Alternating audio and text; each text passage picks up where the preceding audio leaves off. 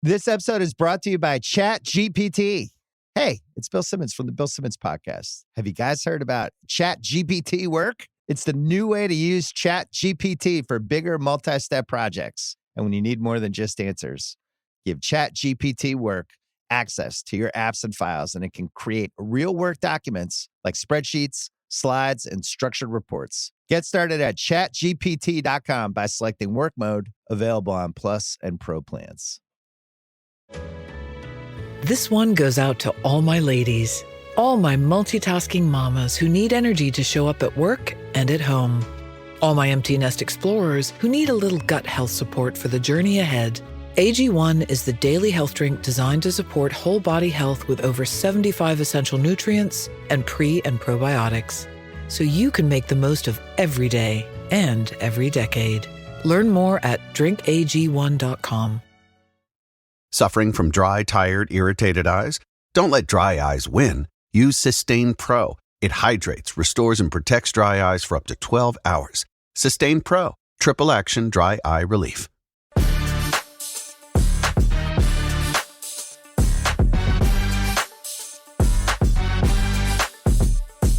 Hi, Dumpster Divas. Welcome back to another episode of the podcast with me, Tom Hamlin. I am happy to be here, diving into the Summer House Vaults again for another throwback little recap. So today, chatting Summer House Season 10, Episodes 10 and 11. We are sadly nearing the end of this journey we've gone on, but I've been having a great time, and I really appreciate all of y'all's feedback on the series. We're going to do more of these, so I'm always open to hear what it is you all want to have covered next. Some things that have come up were old seasons of Vanderpump Rules. Also thought about doing something kind of adjacent to what's airing, so maybe an old season of Roni, since the new Roni will be airing. But yeah, let me know what you think. But today we got episodes 10 and 11. Before we get into that, a couple business logistics. Got to hit them real quick at the top. Follow me at the Tom Hamlin on Instagram, or follow the podcast at Dumpster Dive Pod. Also, the YouTube is where you can get all the video episodes of the show now. If you are a video watcher, go move over to YouTube because everything lives there now.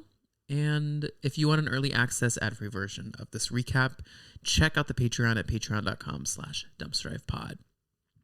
We also have another great Housewives retrospective episode coming up with Blair Saki. She is a wonderful comedian that I had a great time gabbing with. That will be out either Sunday or Monday.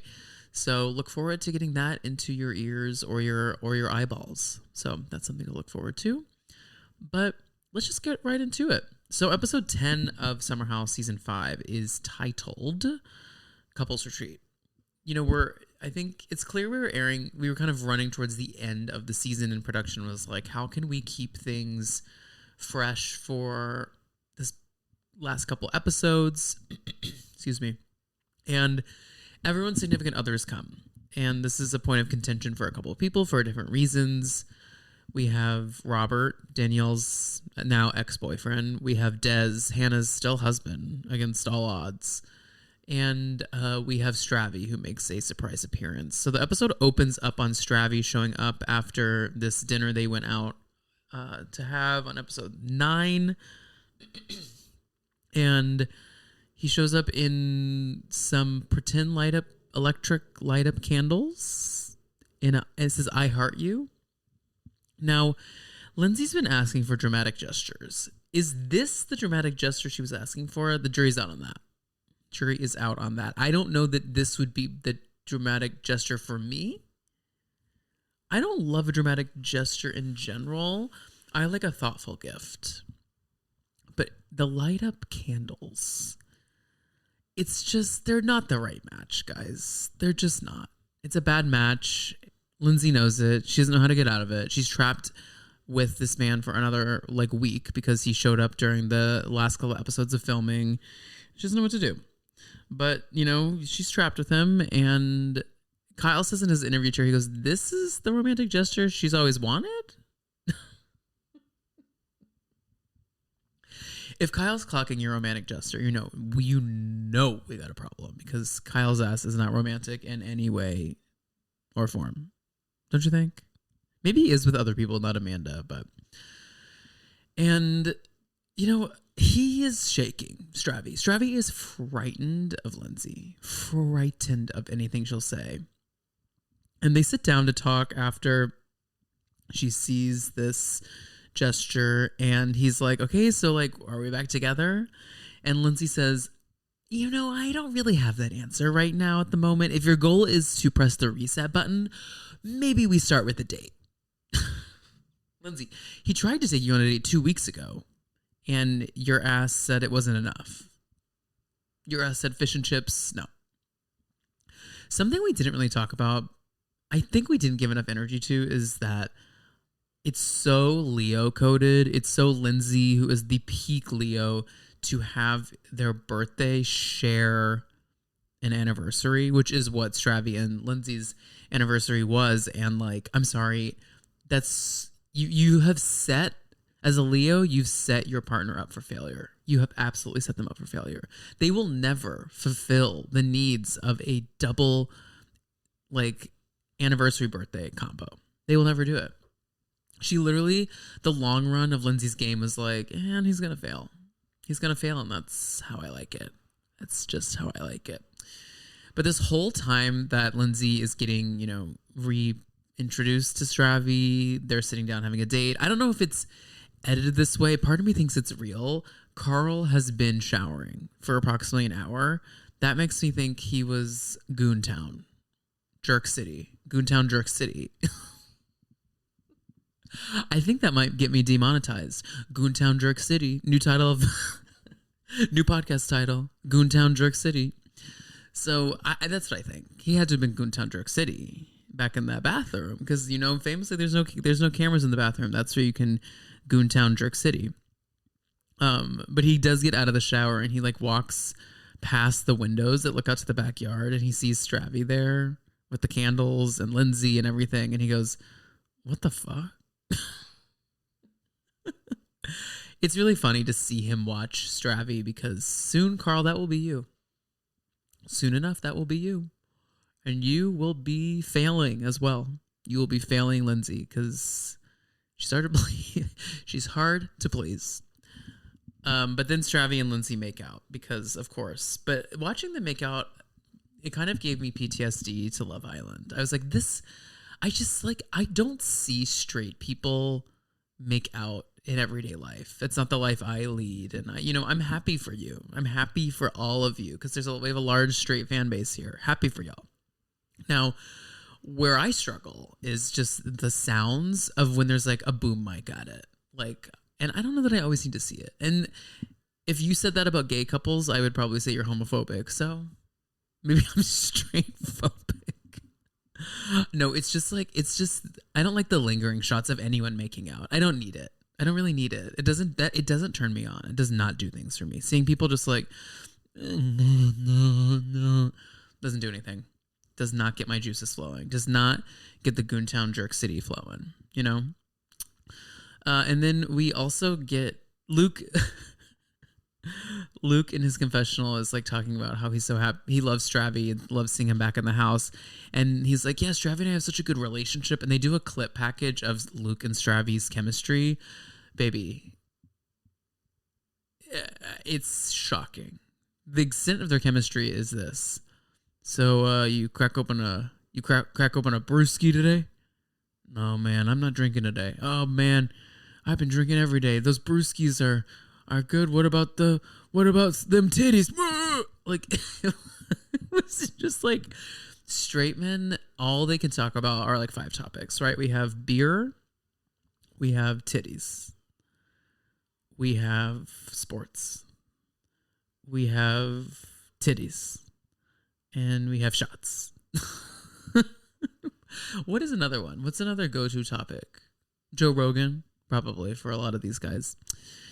But yeah, everyone greets Stravy, and then everyone, has sex. So then it's the next morning, and people are getting ready to greet the boys. This is Des' big moment to arrive and say hi to the house. Now, Des and Hannah are, biggest twist of the century, still together, which is, I find to be crazy, because I find Des to be, how do I say this? not asexual. I just don't see the sexual appeal in Des. There is a sliminess to him that troubles me. I'm happy if Hannah's happy. It's just crazy when you see Luke and Des like standing next to each other and you're like, well, Des, of course, that's the one she went with. Des, the really crude stand-up comic who looks like Kyle's dad. And Kyle makes this joke quite a bit, but he really does look like he could be Kyle's father. In some alternate timeline, like that is Mr. Cook, Des Cook. So Des meets everyone, and everyone is being very nice. And I don't know.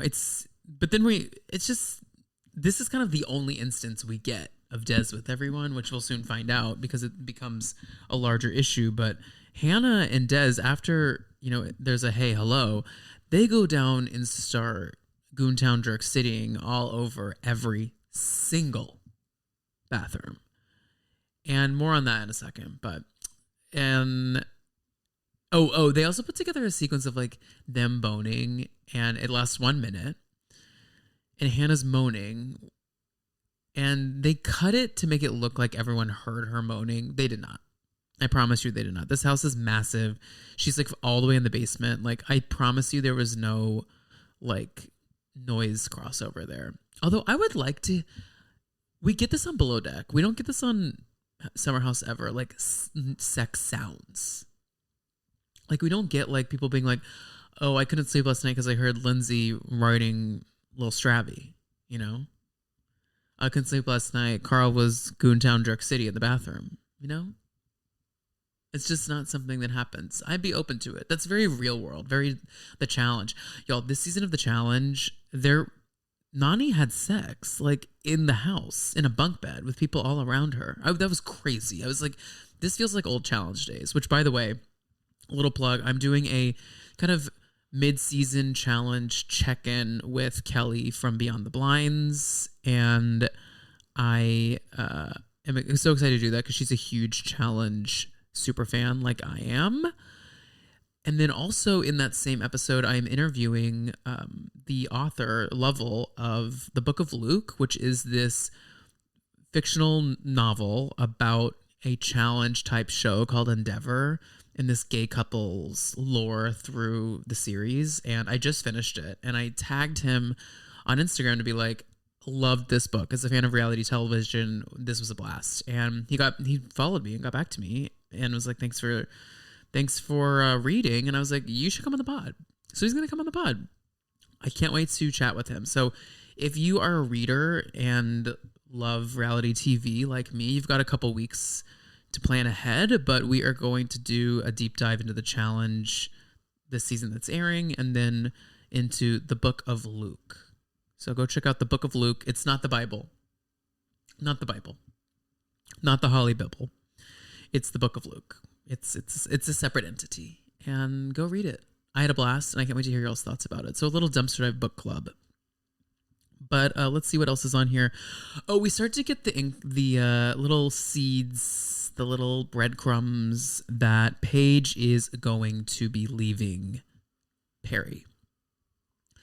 Now, I can't remember if I've told this. If I have, I'm sorry, but I have a weird Perry connection where my old boss was the woman rather, that Perry was dating before Paige. Like, he broke up with my old boss to be with Paige. So, interesting lore there. I also, I have a couple Summer House. It's so funny. The place I worked at had 4 different Summer House connections. One of which being one of my coworkers is Kyle Cook's first cousin. So, I'm one person removed from Kyle Cook. What about that? Check that. Kyle, come on the pod. But they all go to dinner at the house, and Des is kind of telling everyone about him, and then talks about him and Hannah, and he does reveal the timeline that they went for coffee because he had been following Hannah for a long time because they're both comedians, and he was in the same town as her during lockdown and said, let's go get a coffee. And then they had a second date like the next day or a couple days later, and then they boned.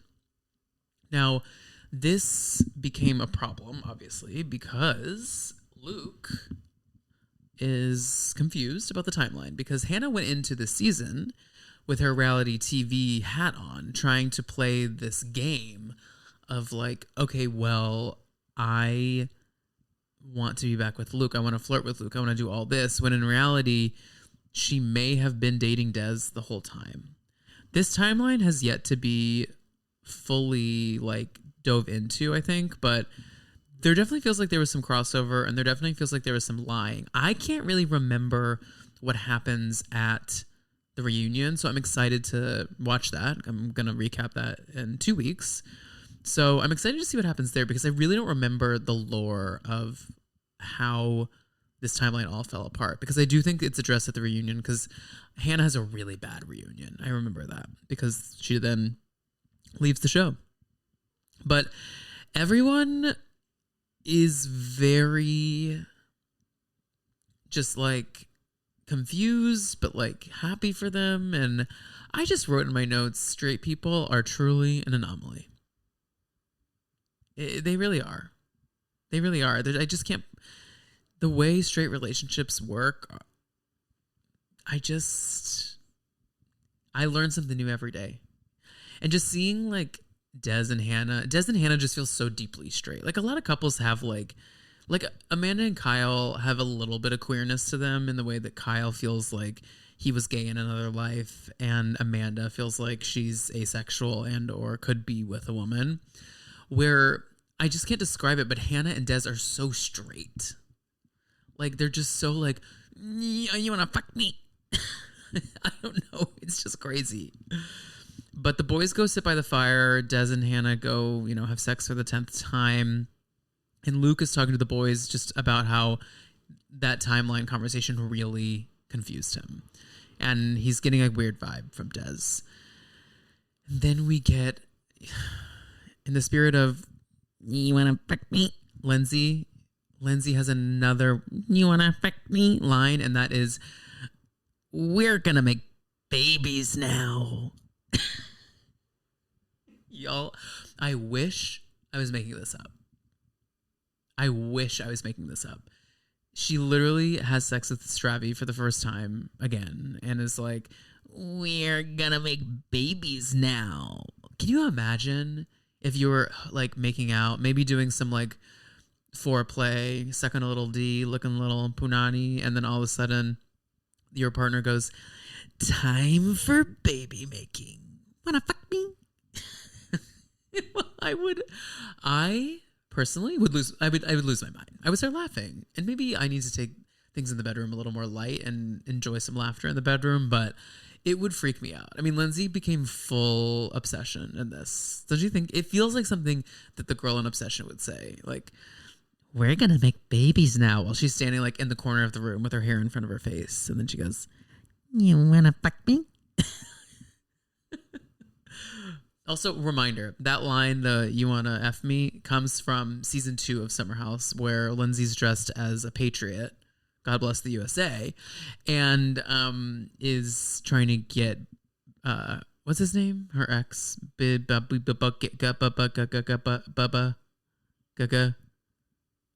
what's his name? Why am I blanking on it? Regardless, they broke up, but she wants him to F her. So they have sex in the woods and in patriotic gear, just as the Lord intended. But the next morning, the majority of the house goes on to a boat for a boat day, and then Des and Hannah stay back to jizz on every surface of the house, and Robert, Danielle's now ex-boyfriend, but current boyfriend at time of filming, comes to the house to spend some time with Danielle. So first of all, let's start with the boat day. The boat day, I love when Paige is in rally mode, when she's like, it's time to get lit. It is time to get lit. And she's ready to party. I don't know if it's just because she's free from the shackles of Hannah, but she's like really ready to tits out, party, crush some lover boys, crush them. And the boat It's interesting because obviously now the show, I mean, they just filmed Summer House on Below Deck. That is going to be upcoming on the next season of Summer House, as well as the next season of Below Deck Med. We will get a Summer House Below Deck crossover. It's funny that we have that when in this season, they have a party boat day on a, wait for it, speedboat. It might as well have been a pontoon boat. Like, they didn't have budget. The budget went into that house, and that's all they had. The rest of the budget was nilch. And so here we are, riding a speedboat around town. So, yeah, I just love, Paige was like, I need another drink, whatever flavor you got, throw it at me, baby. And, you know, I support him in his journey because we're in a great place now, but Carl is drinking here.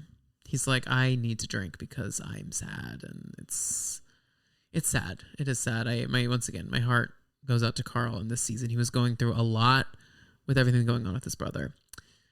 Meanwhile, hard left turn alert. Back at the house, Des and Hannah are putting every bodily fluid known to man on every surface of the summer house. And this is what I mean by straight people are an anomaly. Like, gay people, like, do have a lot of sex. They do. But there's a level of, like, I guess it's not true. Not all gay people have decorum. What am I talking about? Like, there are demon twinks in this world. I don't know. I just can't describe it. There's just something about the feralness of this straight couple that was just, like, kind of baffling to me. I mean, they're like, I want you to F me on, like, the dryer. I want you to F me on the washer. And then we're going to have to go ahead and have to do it on the dishwasher. And then we're going to go ahead and have to do it in the oven. And then we're going to have to go ahead and do it under the table. And then we're going to have to do it, lastly, in Kyle and Amanda's bathroom.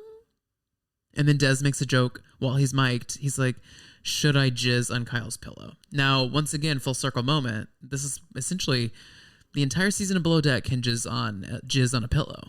So, you know, Goontown Jizz City, what'd I say earlier? I've already lost it. But Jerk City, Goontown Jerk City is a theme throughout this episode and Below Deck this season.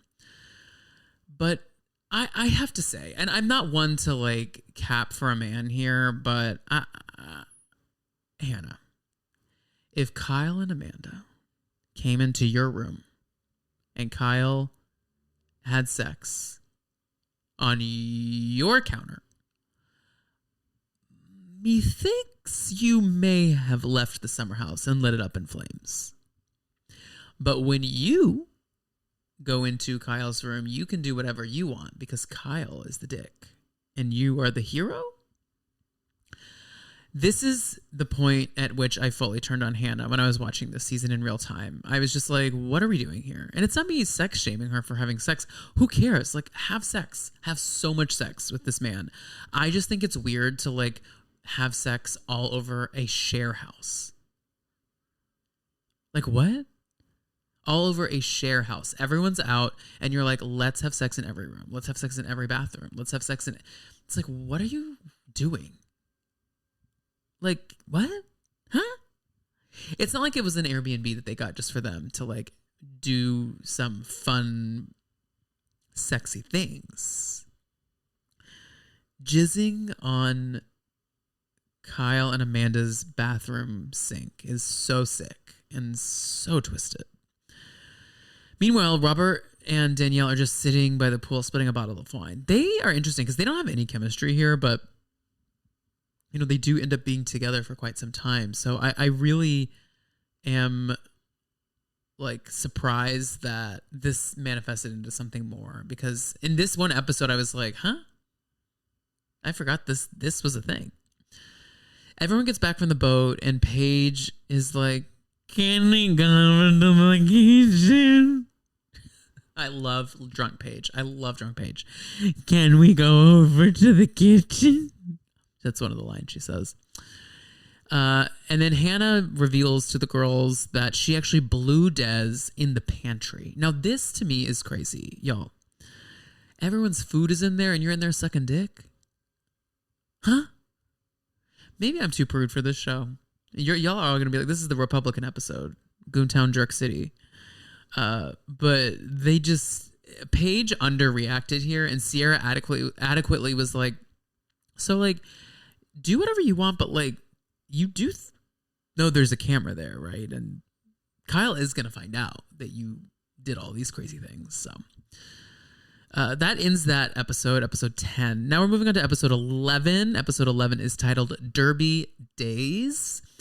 Hannah is continuing to play off this sexcapade they had all over the house. Is very silly and just typical like new relationship things. But Kyle's gonna flip. And I once again, if the roles were reversed, I just don't see a world in which like Hannah wouldn't flip out if this happened to her. Also, everyone like goes to sleep, and Hannah like Des is like working on his computer, and Hannah just like lifts up her shirt and she's like, "When I stuck on these titties." This recap is so sexual. This recap is X-rated, and I have to apologize for that. Or I have to say you're welcome for that. I don't know what journey you're on today. If you're listening to this in the car with the kids, maybe this isn't a kid show today. Maybe turn the channel. Once again, shout out to that listener. I'm so sorry. I keep forgetting your name, but who sent me the message that her husband kept walking in on me saying, "You wanna fuck me?" He was like, "What are you listening to?" So yeah, everyone kind of has their moments, and Lindsay and Danielle have a chat about Stravy, and Danielle essentially reveals to Lindsay that she should not be with Stravy, and that's not your person. That's what she says. But then Lindsay goes and F's the shit out of Stravy and drunkenly says, "You want to be my boyfriend again?" So the next day they wake up and it is the Derby. I've never been to a horse race. Now, part of me feels I'm very, at face value, I'm a little freaked because it feels like we're hurting the animals. And I get like that. Like at a zoo, I'm kind of like, I don't know that I want to be here. So let me know if it's like ethical. Is it? If it's ethical, I'm down to go. But if it's not ethical, it kind of freaks me out. But, everyone has their like derby fashions on, and this was filmed 6 years ago, almost to the day, right? And 6 years isn't that long, but wow, the fashions, the trends have really changed in 6 years because everyone looks insane. I have to say, like, I feel so free, in the words of Madonna, I feel so free to be released from the shackles of skinny jeans. I love a baggy pant now. I love a barrel pant. I just bought another pair of barrel pants today. Time of recording. Uniqlo, if you need a good barrel pant, Uniqlo has a unisex barrel pant that is to die for. It is so flattering, and it's the perfect shape because it has a little taper at the ankle, but not a ton. But it gives you look sick, you look great, you look cool, you look trendy. And for those of us that are millennials reaching the late 30 to 40 age range, that type of shape really goes a long way because you still look cool, but you still look elevated. So Uniqlo, big fan of your work. Big fan, Uniqlo. Keep up the good work, Uniqlo. But yeah, everyone has skin tight dresses and jeans on, and it just looks uncomfortable. Like, your skin has to be so like clammy and ready for air after you take off those skinny jeans. It's been so long since I've worn a skinny jean at this point that I'm like, what was that like? What was it like to tuck? Literally, I had to wear tucking panties probably at one point because the bulge situation was crazy. The things that we were doing, the things that we were up to, crazy work. They watch the Derby and everyone has a horse, and also Stravy looks like he works at the Venetian in Las Vegas as one of the gondola drivers. They watch the Derby. Sierra's horse wins. She wins some cash money, and the losers are Amanda and Hub House, and they have to do like their own Derby race around the driveway. Now, they get into horse outfits, and each of them picks someone to be the jockey that rides on their back. And Paige picks Amanda. Amanda picks Paige as her jockey, and Lindsay picks Sierra as her jockey. And Also, side note, meanwhile, Hannah and Des this whole time have just been sucking each other off, like in the kitchen, just like making out, hardcore, Love Island style, biting lips, moaning, while everyone's just like watching horses run around a track. And they're over there like, wanna fuck me? So Lindsay and Amanda do their thing, run around the driveway. Carl specified that it was a gallop. You had to gallop. You couldn't run. You had to gallop. Amanda ran and won. And Lindsay has a mini rosé-fueled breakdown and is like, Amanda cheated. I galloped and Amanda ran. Amanda's a cheater. I don't like cheaters at all. This line made me sit up in my seat. I said, excuse me? If I had the energy, baby, I should clip that and post that online. I should. Speaking of that, I know someone who saw Amanda out in these streets recently. You think, as a New Yorker, you're eventually going to know someone that has seen Amanda at this point, walking them dogs. So I won't reveal my sources or her location, but I will say Amanda is still out in these streets. I should go up to her and be like, you cheater, you cheated the Derby run. But the next morning, Perry and Paige are gabbing, and Perry's like, hey, so I want to go spend 6 months in Miami for like another leg of lockdown. Will you come with me? And Paige is like, okay, I invited you to come here to the Hamptons for 2 days. You can't do that because you don't want to be on camera. But you can make me move my whole business and life to Miami for 6 months. What's that about? And this does, of course, lead to them splitting. Yeah. Also, I don't know if you guys... I mean, I've had him on the podcast a couple times, and I assume you've seen him through clips, but B, Pet Shop, who is also known as Pet Shop Boy, he looks exactly like Perry. Like, identical. Like, like, you know, people say, like, everyone has a twin out there in the world. Everyone has a doppelganger that's, like, not just, like, you guys look alike, like, actual twin. That is Perry. Perry looks so much like B, a.k.a. Pet Shop Boy. So that was just one little thing I had to get in there. I sounded insane just now. I go, that was one little thing I had to get in there. Wanna fuck me? Lindsay talks to Luke about how Stravy is coming inside of her. Let me just read that line again. This episode is so X-rated, y'all, of Dumpster Dive. Lindsay talks to Luke about how Stravy is coming inside of her. Anyway, they go to the beach. I'm sorry. When she revealed this to Luke literally was like, right, okay, yeah, okay. Anyways, what do you want me to do with that information? Like, Lindsay's just like, gotta go talk to my boy, gotta go talk to the boys about where and when cum is happening, because that's what boys like, right?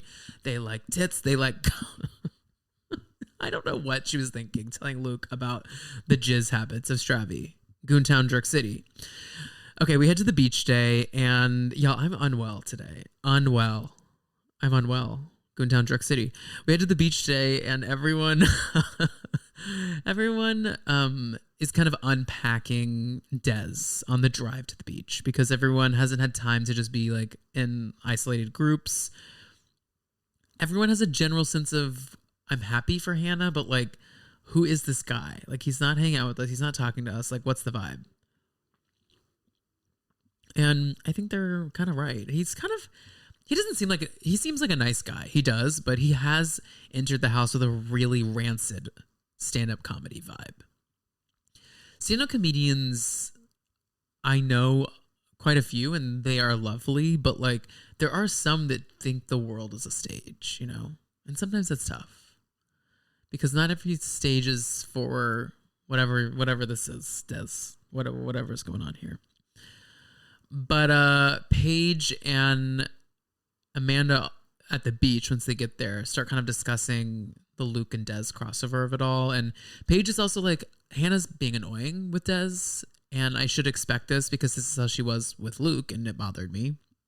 But I'm just kind of not enjoying my time here with them doing what they're doing. And then Des heads out. Right before he heads out, Kyle reinvites Hannah to the wedding. How sweet. She does not end up going, but for this moment, it feels nice. We also get a flashback to the Kymanda proposal, and this is hard for obvious reasons. They're no longer together, but I forgot how ugly crying Amanda was during it. She literally looks like she's seen a demon. She's like,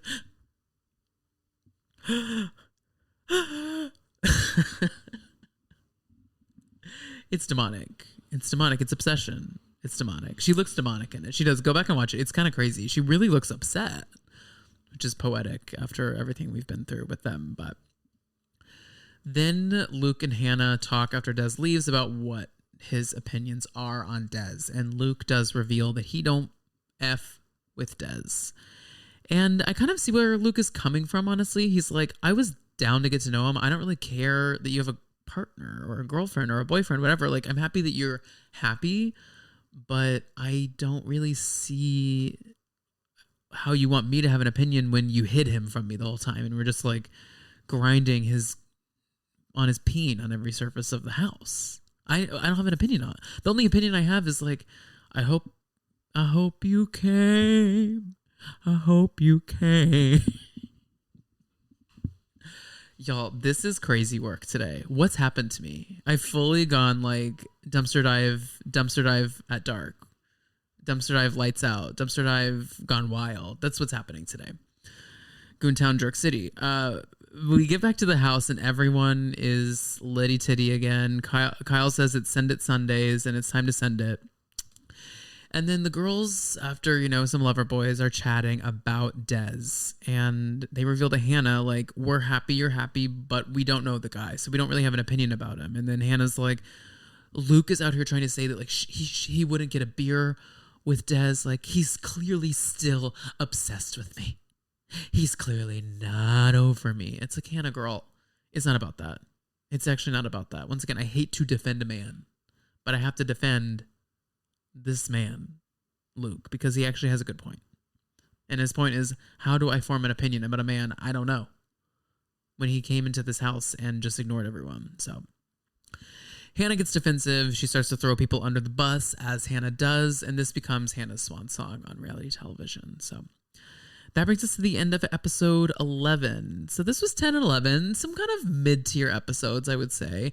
But we're going to do one episode on episode 12, which is the finale. And then we'll do another episode on reunions part 1 and 2 combined together. So lots to get into there. And I will have all that out in the next couple weeks. Once again, interview with Blair Saki coming out next week. Also, if you are a reader, read the Book of Luke. I absolutely loved it, and I can't wait to talk with Lovell about the book, because it was really a blast to read as a reality TV fan. So check that out.